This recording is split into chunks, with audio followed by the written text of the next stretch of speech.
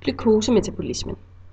Glukose indtages gennem kosten, hvor den enten lagres som glykogen eller optages direkte fra tarmene over i blodbanen via glukosetransportører.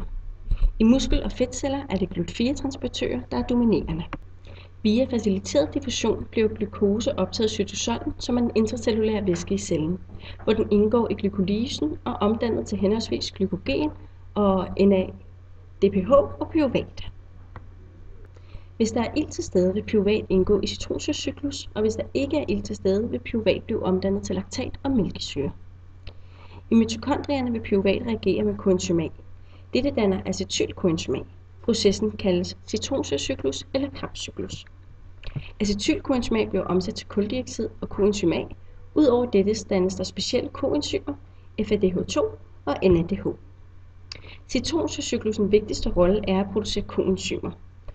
Udover dette dannes der også en GTP-enhed for hver acetylkoenzym A, som der kommer ind i citronsyrecyklusen. GTP anvendes til at gendanne ATP. Dette er ud fra AMDP og ADP.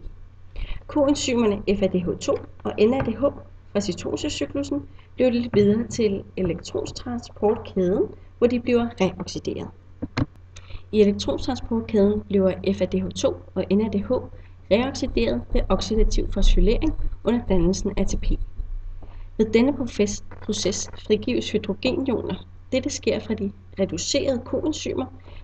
Her genskabes FAD og NAD+. Disse genanvendes i citronsyrecyklusen. I afslutningen af elektrontransportkæden er der i alt blevet dannet 32 ATP.